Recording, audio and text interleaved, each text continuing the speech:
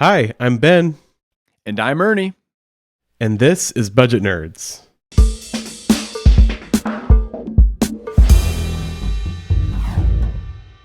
What was all in your mind? You are not alone. No, you are not. Well, Ernie, today we're going to talk about the most terrifying question in the world. Can I afford this? Oh, Let's talk about that. What does that mean? good one. Can I afford this? That is a tough one. I mean, it's a good question, but it's a really tough one to answer because I think, first off, it could mean so many different things, right? Depending on the person, their priorities, and their circumstances, right? Yeah, I mean, you could ask the question, okay, do I have enough money in my checking account to buy this thing?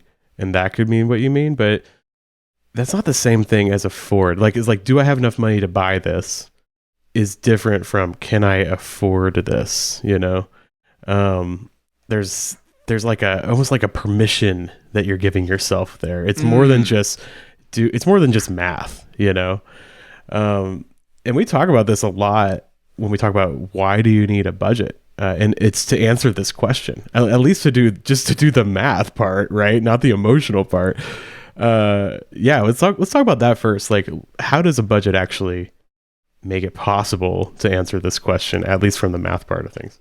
It's the magic of Rule 1, giving jobs to all those dollars, right? Then you know exactly what your money needs to do. And this is one of the first demos that I do in the Getting Started live Q&A, and you probably do it in some of your presentations for companies, right? Like, can I buy this thing? And you show the checking account balance. You know, this is how we're used to making spending decisions. And then I usually say something about mental math. You know, I got this bill coming out, that bill coming out. I want to go to eat with my friend on this day.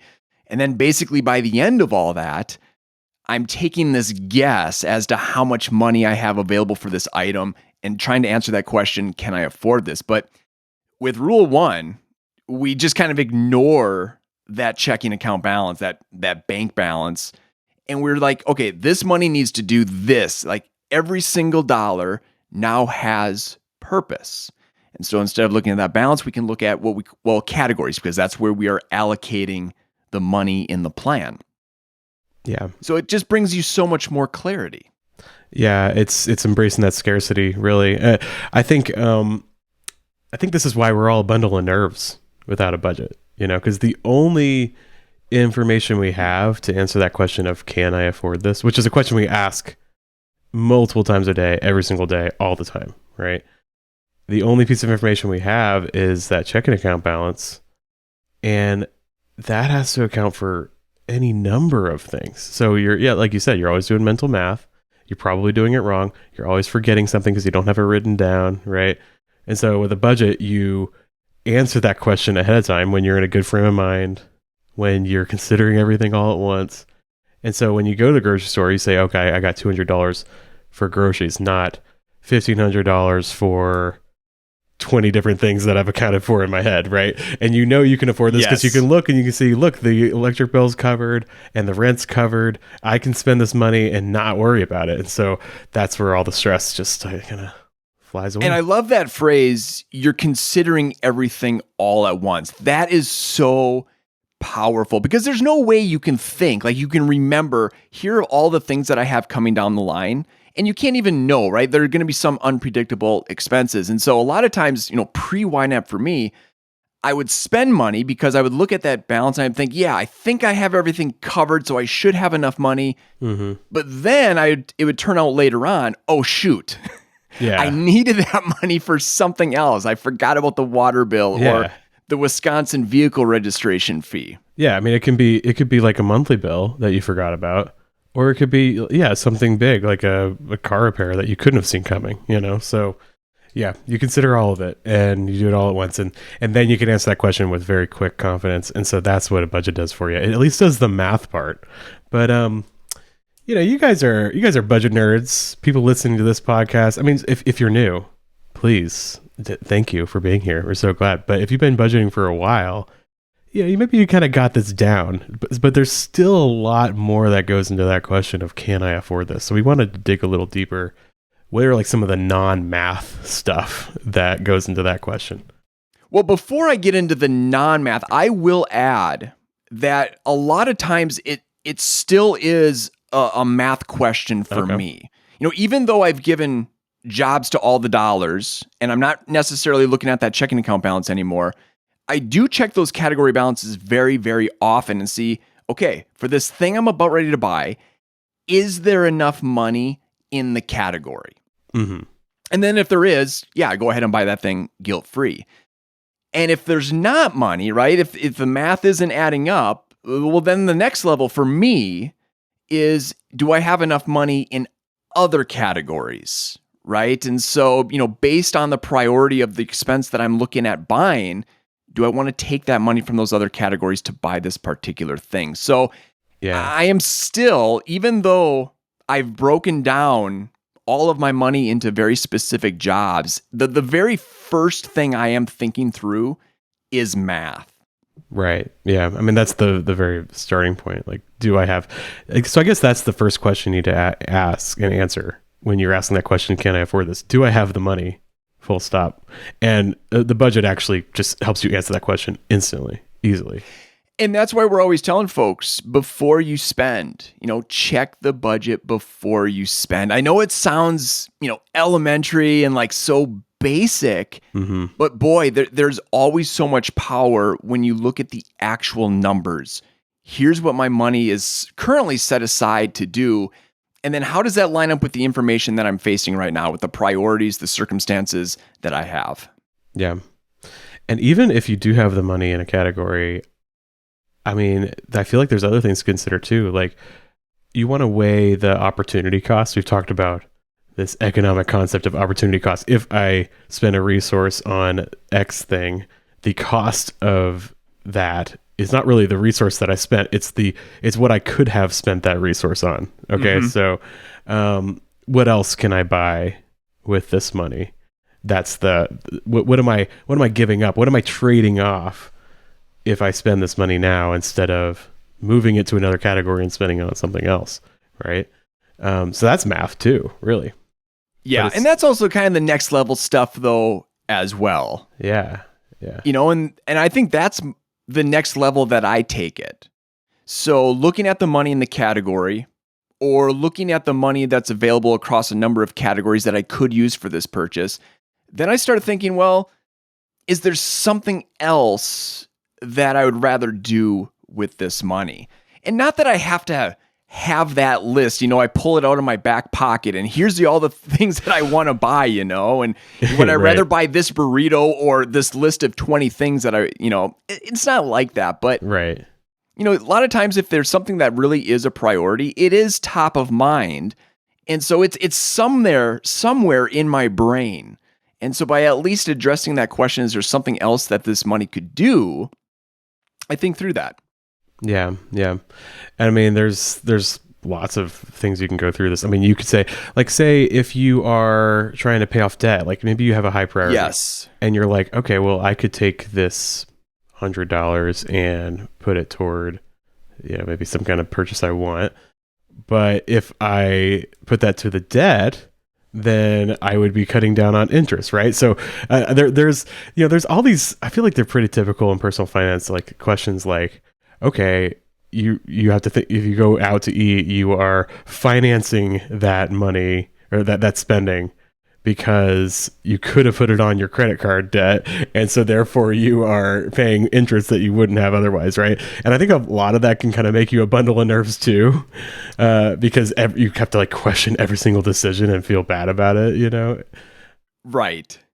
And I remember that was a guiding question when I was aggressively paying off all of our debt. Mm-hmm. And it was primarily a question for my personal spending money because the expenses, the true expenses, those were pretty dialed in. There wasn't a whole lot of wiggle room there because we were trying to put as much extra towards that debt. But when I came into some windfalls, I think I had a side gig. I was a ship shopper back in the day. Mm-hmm. And I mowed the lawn for a couple family members. And even though I told them not to pay me, they insisted on paying me every so often. So I would have these little inflows just kind of come in randomly. Mm-hmm. And then I always started there, like, okay, Sure, there's some cool things I could buy, but you know what? This could also go towards my debt. It could pay off, X amount of principal and get me that much closer to the finish line. And so I didn't feel bad. I didn't feel that bundle of nerves because I was just using my own personal money. And so every time there was some sort of spending decision, I wasn't running it through that debt funnel, so to speak. Yeah. And so that was actually really motivating for me, Okay. Hey, I got a little bit of free money. Let's put this towards debt. I think it's good to make that decision, to use that framework when you are actually assigning the money in your budget. But I feel like the trap a lot of folks fall into is they will assign that money to something quote unquote frivolous, like dining out or maybe a fun purchase, right? And then before they actually spend the money again, they do it again, Like, sure. You already made the decision to put some money to dining out, and then before you actually pay the bill and how much you're deciding to tip, you're like thinking about that again. Like once you've made the decision, just make the decision. I feel like, right. You just make a decision. Hey, okay, the credit card's going to get $400 a month. That's what they're going to get, and I'm just going to stick with it, And maybe you reassess that plan again later down the line, but you don't have to do it you don't have to reassess that plan every single time you buy groceries, It's almost like we're striving for perfection. We want to be able to look back on the past year and be just, we hit the mark on every single purchase that we made, right? But a lot of times I think if you can get to good enough, that's the best, right? That's what you should be striving for. Yeah, if that was good enough. Sure, I could have done something else, but you know what? That meal, that was worth it. Yeah, trust yourself. When you made the decision when you were budgeting, you were considering everything, and you made the decision. So trust your past self and spend the money when it comes time to spend the money, and it's okay, And you can always reassess when you're thinking about it later down the line. Now, on the flip side of this, instead of paying off debt, you could also say, we don't talk a whole lot about wealth building on Budget Nerds. We just get into the nuances, the nerdiness of the budget, but there is this, large portion of YNABers that are really interested in wealth building. Yeah. And so, when you're thinking through, can I afford this? Well, the other option is, instead of spending this money, how much would those dollars be worth if I invested them? This can be really powerful. I mean, if you do the math, compound interest, man, it's absolutely wild. But I feel like it's also a double-edged sword too. But yeah, we could talk about this. Yeah, so okay, if I spent $1,000 on, I don't know, something, right? How much would it be if I invested it and got 10% over 10, 20, 30 years, right? It'd be it'd be 3 times that, and if you do that enough, it could end up being, a lot of money. But I also feel like it's a double-edged sword because we do need to live our lives. You know right. what I mean? I mean, and I feel like there's been a shift in the culture around this because it's like the cup of coffee conversation where people are like, well, if you made coffee at home, you would be a billionaire by now, right? And it's like some of these small purchases, they don't actually move the needle. You're not going to retire because you didn't buy Starbucks, Right. You're going to retire because you moved hundreds or even thousands of dollars every month into retirement. Yes, it all adds up. That is true. But also, sometimes these little purchases, they don't move the needle that much. So I think you need to be careful to not get too obsessed with this. You need to live your life as well. Absolutely. And so maybe it's not in the moment when you're making that decision. It's more of, you take a few steps back, you just got paid, or you're looking at your monthly budget, right? You're looking at your target amounts and, hey, we have $500 for eating out. What if we dialed that back, just to $400 and then use that $100 to build wealth? Something like that. That, man, you're so right, Ernie. I feel like that's our theme for this episode is make the decision ahead of time when you're considering everything at once. Budget, right? And then it's not so much of if I don't buy this cup of coffee, this $7 will end up being $1 bajillion when I'm 85 years old, when Yeah. I can't use it anyway. You know what I mean? It's like, make the decision ahead of time and start thinking in terms of hundreds of dollars shifts instead of like $7 here, $7 there, if you want to work on investing, it's more about making larger lifestyle choices. And those lifestyle choices are when you're making that decision when you're actually assigning your paycheck, when you're actually as budgeting, right? Not when you're down in the weeds spending the $5 on coffee. Now, it does affect whether or not you spend the $5 on coffee, right? You might decide to because you're making that lifestyle shift in order to go for a higher goal. But again, don't beat yourself up every single time you spend money, so long as you budgeted for it, Absolutely. And I will add too, yes, we're saying, hey, don't get obsessed with every single purchase, but sometimes, there's certain personality types, and I think I'm one of them where, okay, I'm not going to buy this. I'm going to take that $3. Okay. And I'm actually going to put it towards my debt. Like, I'm going to go home and make a debt payment for $3.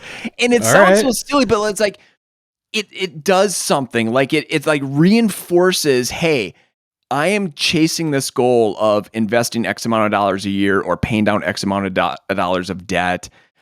Reinforces, I'm a budgeter, I'm a saver, I'm frugal, whatever the case may be. Sometimes it just gives me that burst that I really appreciate. It just kind of like wakes me up again and reminds me, okay, big picture, here's what's going on.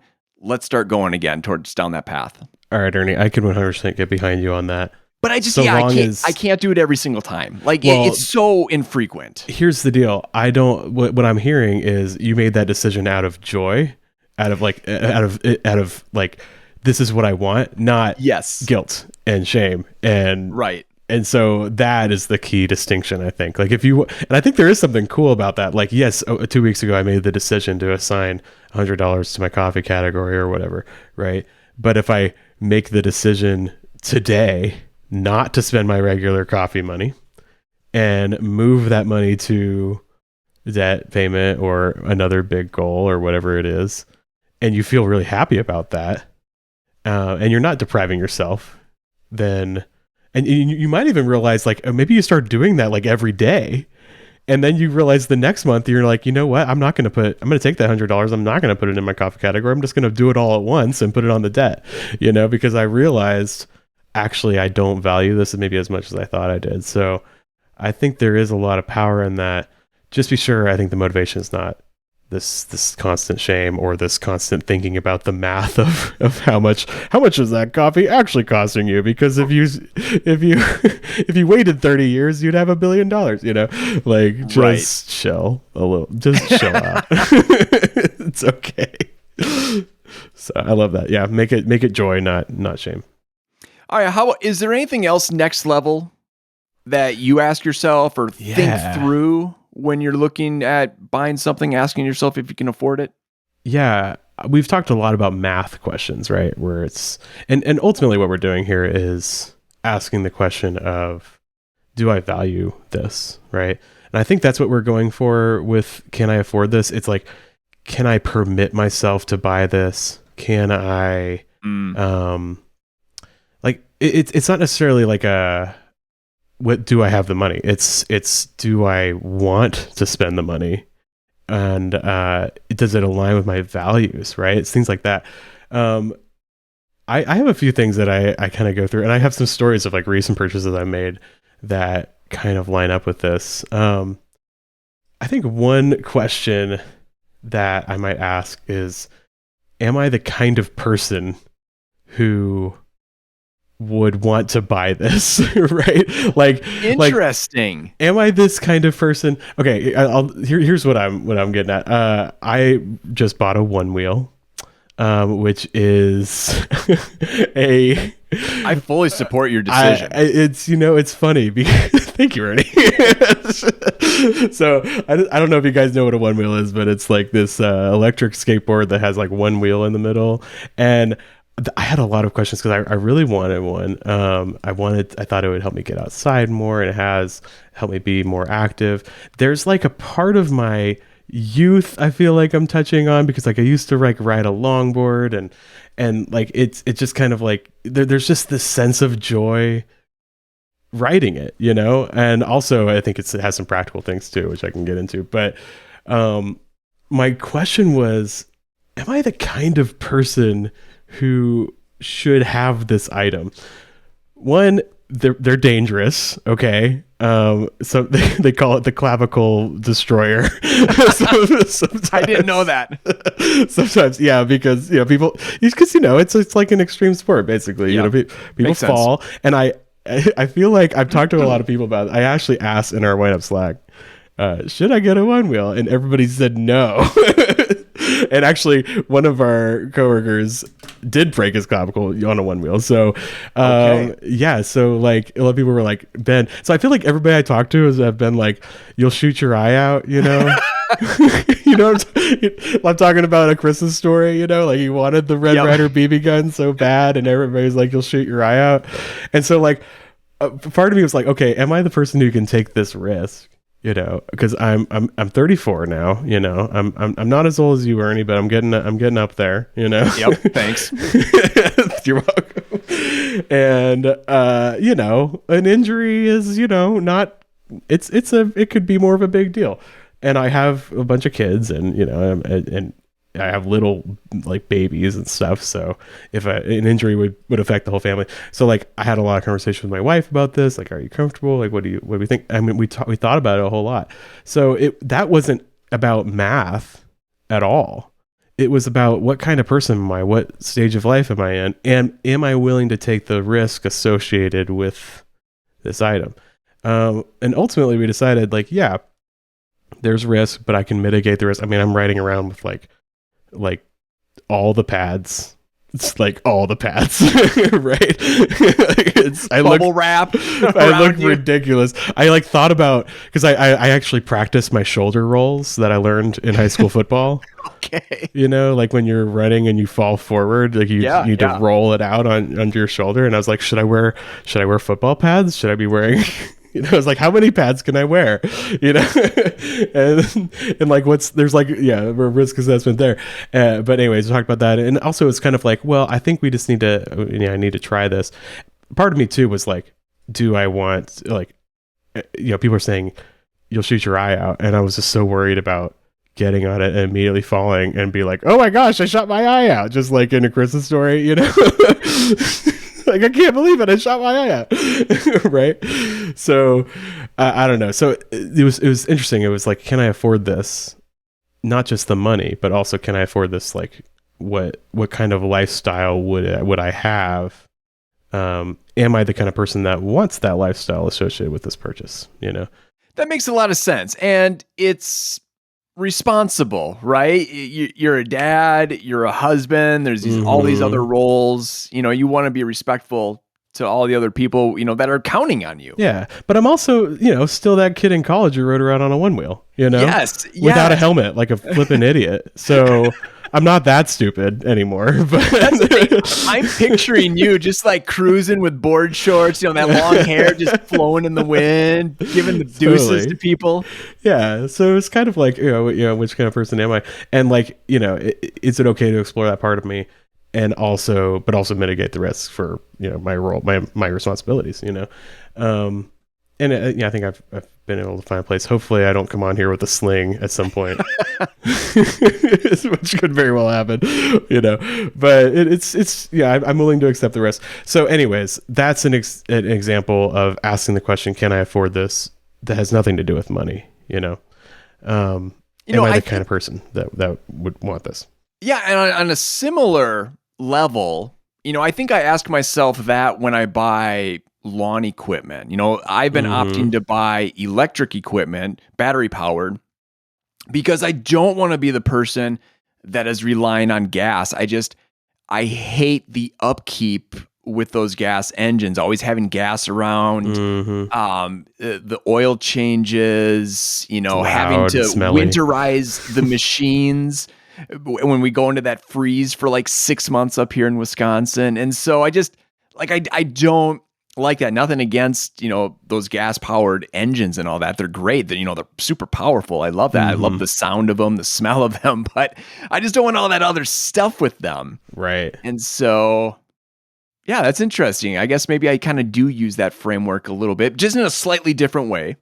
Yeah. Well, there's another cost there. It's not just the money, but it's the cost of time. Like, we're not just talking about money as a resource. We're talking about time and energy as a resource. So if you bought a fancy leaf blower that was gas powered and had all this stuff associated with, that would be all this time to take care of it. And for you, it'd be doing all the stuff to winterize it and all that, Right. So, yeah, it's a question of time and energy. Like, I'm never going to buy a boat. Like, I say that now, but who knows, right?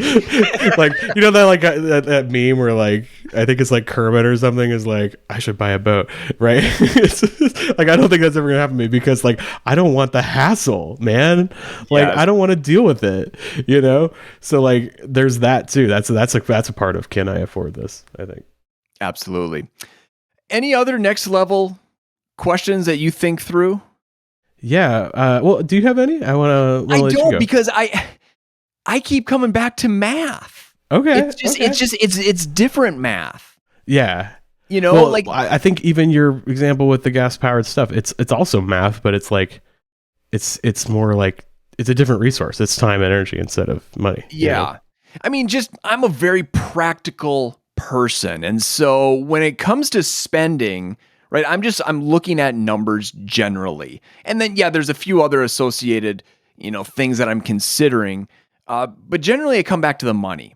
And so the other one that I think through is and this is generally for bigger purchases or purchases like the boat where we know there's going to be ongoing costs. I'm thinking through, does the ongoing cost fit into my pre-existing plan? And so this is something that we had to think through when we bought our dog, when we bought Ridge. And I know you all saw the cute pictures of Ridge and Julep and Bessie back in the last episode, the pets episode. That was a lot of fun. But yeah, so there's the initial purchase, right? And we walked through the math of that, my wife and I. But then it was, okay, all the ongoing costs, the medical, the food, the supplies, thinking through that. And Hannah, this was a year or 2 years ago, made a really good video, and we'll link to it here, of how you can actually do a test run in YNAB to see if those big purchases are going to fit, those ongoing costs are going to fit into that pre-existing plan. Now, we didn't do that, but, because I was pretty dialed in, and just by looking at some numbers, I knew, we're going to be able to absorb some of those new costs. And so, we went ahead. Yeah, we've done this several times when we've asked the question of whether we should buy a second car, because we only have one car right now. We have for, I think like 3 or 4 years now. My old 95 Camry kicked the bucket, and we just had the good old minivan. And we've had opportunities where we had some money that we could put toward, all the renovations we've done, or we could buy a new car, or we could put that money toward buying a new car, and we've always said no over and over again, because, the last time we said no, it was because I actually sat down and worked out how much it would cost for maintenance and taxes and insurance every month. And when I showed that to Kaylin, she was like, no, I don't want to do that. Like, we didn't want to lose the cash flow, the monthly cash flow, And so, some of those bigger purchases have monthly or yearly costs associated with them. So you can't just think about the purchase itself. You got to think about all the costs to maintain it. And I think we will get a second car eventually, because it is pretty annoying. There's lots of moments. This is one reason why I bought a one wheel, because I have this vehicle now that I can take to the coffee shop in the middle of the day if I want to work there, while while my babysitter has the van like running around, but yeah, our life is a little complicated with only the one car, and we have like all these different people who drive it, but yeah, that is something to consider. It's not just the purchase of the thing, it's the liability of having the thing. So it's always been my dream to have one vehicle. I just love the simplicity of that. So Kirsty could use that most of the time, and I can use my bike, or maybe I could get a one wheel to go around town. Yeah, and so go. I've walked through, can we make this work? And we've just determined that we can't afford not to have a second car. Right. Like we have to. I mean, just the other week, it was for a school project. My wife, Christy, and my youngest son, Simeon, took the bus around the city to various stops. They went to the library, they went to Target, and they only went a couple places. I think they went to the mall as well, grabbed something to eat. It took them practically all day because so long. And my city has a really good bus system, but it still takes forever to get anywhere, Yeah, and we're a smaller city, about 75,000, and so it's a good bus system, but it takes a really long time because there aren't buses always running around. And so, I mean, that's just one piece of it. And then I have two other teenage boys, and they're involved in activities, and we're running them all over, and it would consume so much of our time. Everything would have to be pre-planned, right? We couldn't. It's out of your hands. Like there are decisions over the past 5 or 6 or 7 decades that have been made for you that make it impossible for you to live without 2 cars. So yeah, that's just the reality sometimes. So yeah, well, I will say, you said you like the simplicity of having one car. Yeah. It is simple, but it is also not simple at all, because I've had to like borrow cars from my parents, or like when you need another car, when 2 people need to do different things, which does happen. Yes, it becomes a problem. And right now, it's not a problem so much because my kids are young. They're not in a lot of activities. That's kind of by design. We don't have them do a lot of stuff, a lot of cool stuff, because oh man, I just don't want to be running around all the time. But I think eventually, we'll definitely need to. And also, the biggest thing is my wife and I both work from home, so no big deal. That's the biggest reason why we can have one car. But eventually we'll probably need to get one. So. Well, any other thoughts on can I afford this? So much. So much. Wow. I wrote down some stuff. Okay, so I talked about the one wheel. I talked about we talked about like the math, like the money obligation of buying something, but there's also like your gas powered equipment, right? There's hassle to deal with, but I also think that there's a liability of having nice things, like being stressed out. So we got the basement remodeled. I've talked about that many times, and now it hasn't really been. I had a fear that I would have to be all anxious about keeping all the nice things nice. Yes. You know what I mean? And I have a bunch of kids, and I'm not sure where I heard this. I think it's some YouTuber said, we're raising kids, not clean walls, right? We're raising kids, not fancy furniture, right? Like, I don't want to be the kind of parent who's like so worried about my stuff, and I just want my kids to be able to live in this house. And I'm annoyed when they wreck the place. But like, I don't want to have to worry about it. It's like I don't want to have all these nice things to where I feel like I'm living my life to protect them. You know what I mean? Absolutely. And so when you're asked that question, can I afford this? I think you need to consider like, what's it going to cost me to what's the cost of my care and my attention? Like, am I going to start caring about all the nice things I have? I guess it's really a question of like, I guess it's a value question, really. It's like, do I want to be the kind of person who has to worry about this, and like, you're going to be worried about it because you value it, because you spent money on it, but it hasn't been too much of a problem with the basement. I think because we have set some ground rules, and we've like I think it's been good for the family to be like, hey, listen, we can't treat this couch the way we treated the last couch.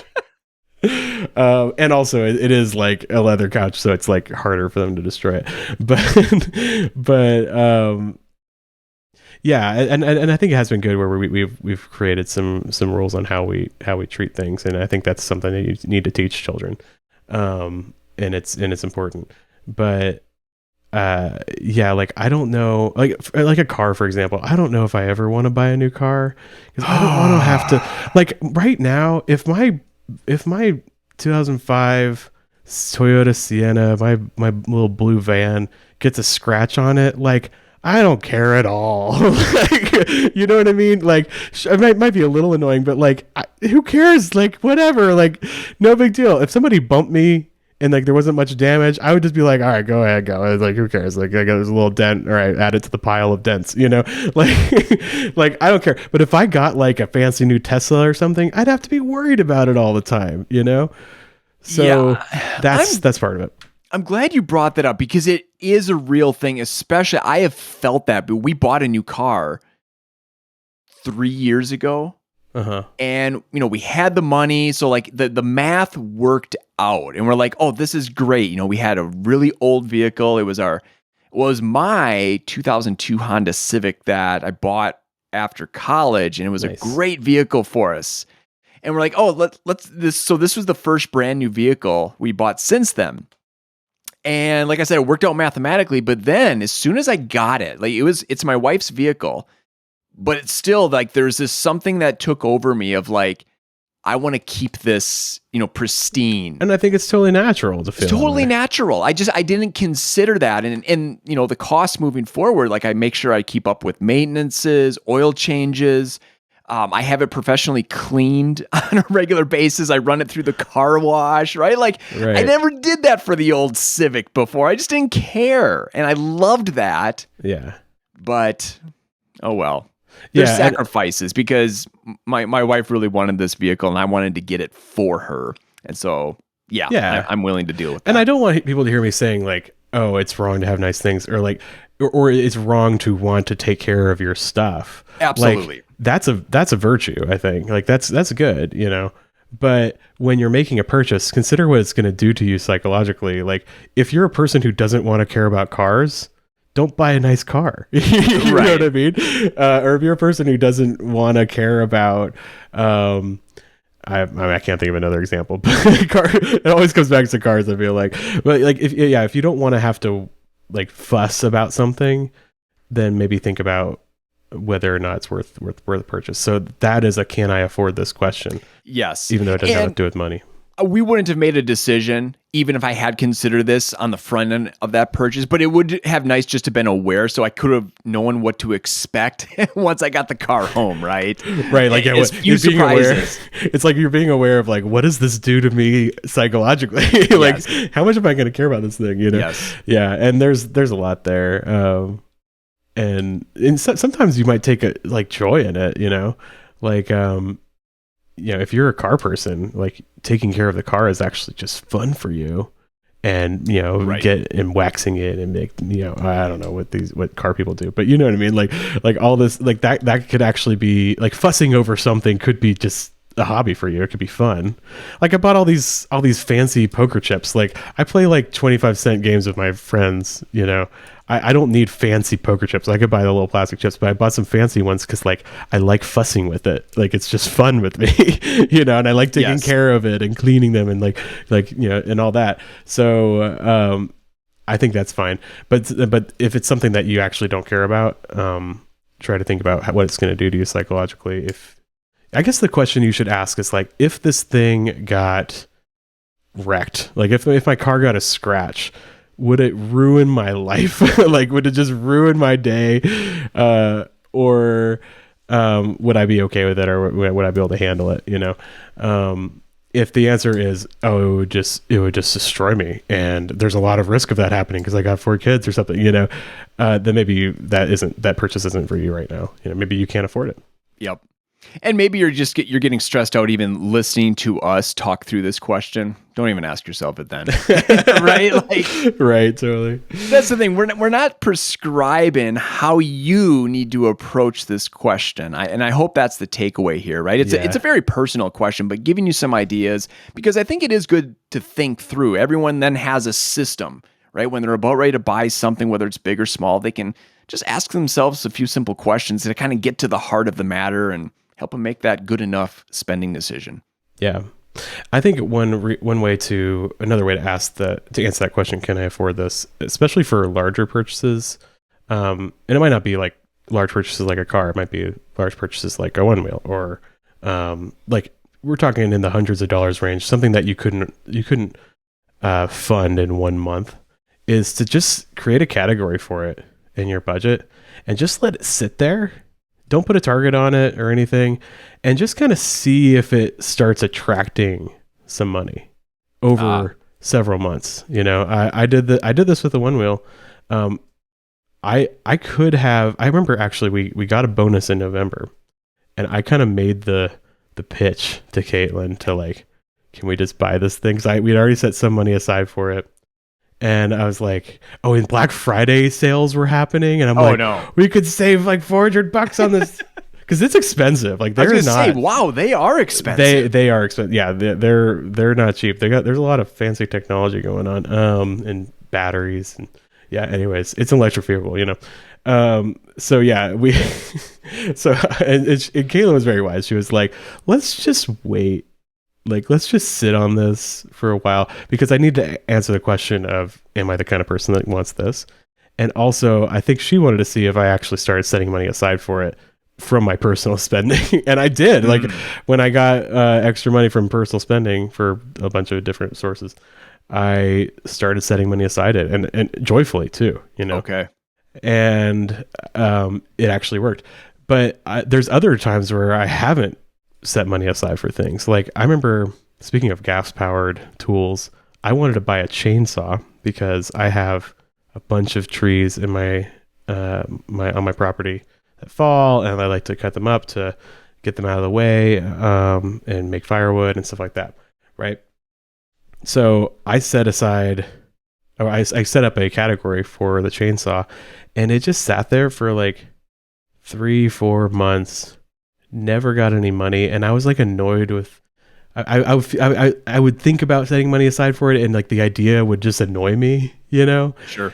And I'm really glad I waited, because I could have gone to Home Depot and financed that like right away, and there'd be no question. But I would have regretted it, because then I would have been making payments on it and being angry about making payments on it, right? And what ended up happening was I was complaining about this with a friend of mine, and he had a chainsaw, and so I was asking his advice, and I'm like, I just feel like they're so expensive. And he's like, oh yeah, and also, like, it's not just the chainsaw, you need to buy some chaps, some like these protection for your legs, because you're gonna cut your leg off if you don't, and you need to buy these ear protection and the helmet and a mask, because it's dangerous. I mean, yeah, so talking about dangerous stuff, chainsaws are freaking wild. You got to respect that. So fun though. So fun. yeah. These trees fell in the house, and I'm like, yeah, now I can chainsaw them. This is great. But yeah, I mean, they're very fun. But yeah, you need to have respect for this tool. And I was like, oh, it's going to be even more money. And he was like, well, tell you what, you have a super fancy leaf blower, and I do. I have a really nice leaf blower. And he's like, and I need one. He's like, so tell you what, if you can let me borrow your leaf blower anytime I want, you can borrow my chainsaw anytime you want. And we've done this for years now, where we just make this exchange. So if I had gone and purchased it on credit, I would have been regretting it. And instead, because I waited, I realized I actually don't value this that much, and I found another way to get access to what I wanted, you know? I love that. Yeah. And that would be super helpful for me, because I run all my fund money through one category. Mm-hmm. And so when I ask myself, can I afford this? I look at the category. All right, I got the money there. Then I'm like, okay, is there anything else I want to do with this money? Mm-hmm. And, I think through some things. I'm like, oh yeah, there's some other things, but I still have enough to do those things and buy this item. And so then I usually just buy it. What if I took that money out of the category, created a brand new category for that thing that I'm looking at buying, right? So I can see the money I have set aside for it, then the money I have set aside for the other things, and then just sit on it for 2, 4, 6 weeks, right? Mm-hmm. And just see kind of how things play out. Do I keep thinking, oh, I want this thing, or as I spend my other money, do other things pop up of here's some other things I want to buy now that I bought these other things? Because I'm thinking through like that, that lawn rake I've talked about numerous times on the show. Like I looked at my category, I had the money, I had enough money for other things I wanted to buy, so I just bought it. And then I'm kind of like, do I really need this? I wonder how it would have played out if I just would have kept that money in the category for like a month. Mm-hmm. Interesting. Yeah, I mean, you never know. So yeah, just sit on it for a while. And that helps you also answer the other questions you talked about. Like, do I want the hassle? Do I want to be the kind of person who has this thing? Like, am I that guy? It gives you time to think about that, and also see if it attracts money. See if you even want it, because sometimes you might want something in the moment, and then like 2 months, 2 or 3 months down the line, you actually don't. And you make that trade off by design, because it's a question of whether or not you actually want to put money there. So yeah, there's a lot to this question. Can I afford this? It's not just about money either. And I hope it's been helpful. I hope folks aren't overwhelmed, thinking that, there's more barriers to every time I want to make a purchase. Yeah. But no, we're budget nerds, right? So I think we all appreciate thinking through these things, and a lot of it's just happening subconsciously.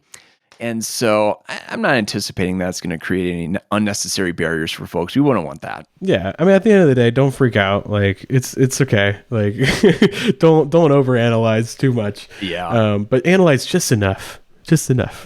Just enough. There we go. There you go. All right. Should we head into some YNAB wins? I think we got a couple of them here. Yeah, let's do it. It was all in your mind. All right, my YNAB win is from Yarno, who wrote in over email, all the way from Finland. So that's really great. I won't read the whole email, but I'm just going to read a couple excerpts here. Yarno says, "Hi, even though I've only used YNAB for a couple of weeks, I've already accomplished some small wins. And we, our whole family, haven't been in any major financial woes, but using YNAB and or the ideas behind it has already changed my approach to money." And then they go on. At the end, they said, "I've stopped some subscriptions that I truly don't need and shaved a bit here and there and just don't spend much on anything for a month. Turns out I can do that. It's pretty dumbfounding to think that even paying for the software, I've already saved a couple €100 in just a few weeks." Amazing.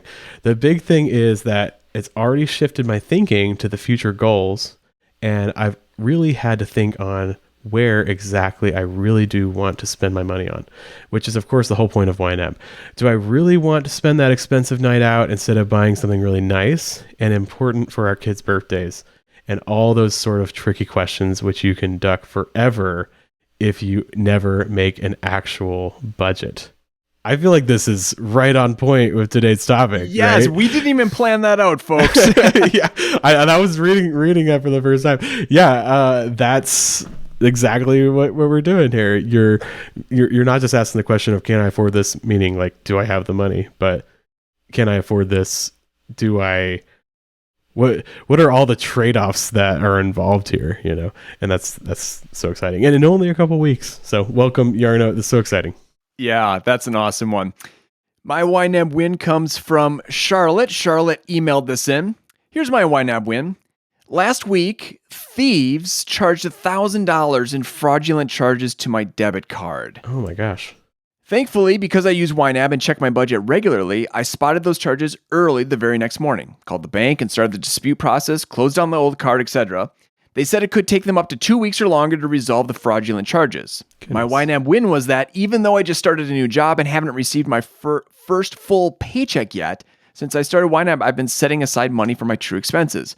So I knew I had more than enough money to cover basic expenses until those charges got refunded. I knew right away I could buy groceries, take my dog to the vet, and all those important things. What could have been a huge problem and very stressful wasn't, because I knew I could roll with the punches. Thankfully, the bank was great to work with, and the vendor refunded the fraudulent charges within 2 days, but YNAB good. took the stress out of the whole situation.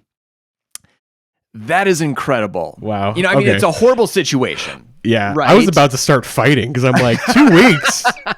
Like, it's not your fault fraud happened. Like, the bank needs to take care of that. But yeah, I'm glad it was not 2 weeks. But Yeah. I'm sure that was stressful to hear. Oh my god. But yeah, I mean, Charlotte was anticipating 2 weeks and was just like, hey, like I've got this. There's no stress because I have this visual picture of what my money's doing. We're going to shift some things around and I've got it covered. Like I can cover the necessities. So Charlotte, congratulations on that win, that stress-free win. And I'm glad that everything got resolved. So that's good as well. Yeah.